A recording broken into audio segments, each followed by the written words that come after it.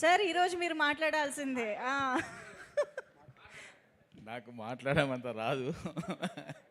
ఇంత ఇంతటి పెద్ద విజయాన్ని అందించిన తెలుగు ప్రేక్షకులకు మొదట థ్యాంక్స్. నేను అనిల్ గురించి చాలా మాట్లాడాలనుకుంటా, కానీ అక్కడ మాట్లాడాలనుకుంటా ఇక్కడికి వచ్చేసరికి మర్చిపోతా.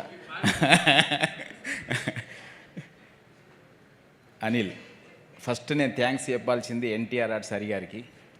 ఆయన లేకపోతే ఆ రోజు మేము పటాస్ అనే సినిమా చూడకపోతే అనిల్ మాకు ఈరోజు లేడు. ఆ రోజు సినిమా చూడడం, ఆ సినిమా చేయడం, ఆ రోజు మా కాంపౌండ్లోకి వచ్చిన అనిల్ని మేము బయటకు పోనివ్వడం లేదు.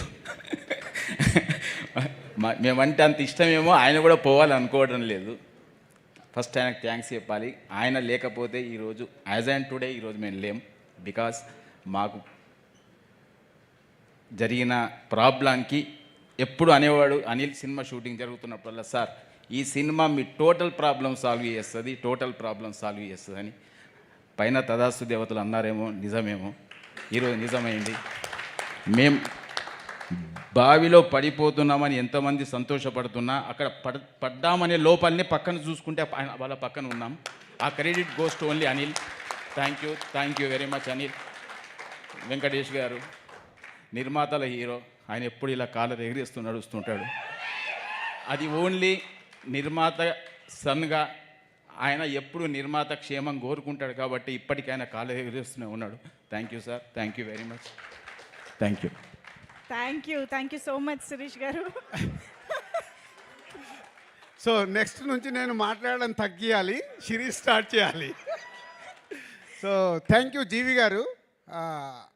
ప్రసాద్ ఐమాక్స్లో సినిమా చూసి కిందికి దిగుతుంటే F2 ఎంత చేసింది సార్ గ్రాస్ అని అడిగారు. 130, 140 ఏదో ఉందండి అని. ఇది 200+ సార్ అని మార్నింగ్ షో అవగానే చెప్పిన జీవి గారికి థ్యాంక్ యూ అండి. అంటే ఒక మీడియా పర్పస్ పాయింట్ ఆఫ్ వ్యూలో ఒక సినిమా చూసినప్పుడు ఇది 200 కోట్ల సినిమా అవుద్దని మొదటి షోకే చెప్పారు. Thank you. అది నిజం అవ్వబోతుంది. So thank you very much మీకు. Thank you so much Raju గారు అండ్ శిరీష్ గారు. నాకు యాక్చువల్లీ పెదరాయుడు సినిమాలో ఎంఎస్ నారాయణ గారి డైలాగ్ గుర్తొస్తుంది. మేము ఇప్పటివరకు చూడని 2 విషయాలు అనిల్ గారి దయ వల్ల చూడగలిగాము. ఇళ్లలో పాతుకుపోయినటువంటి ఆడవాళ్ళందరూ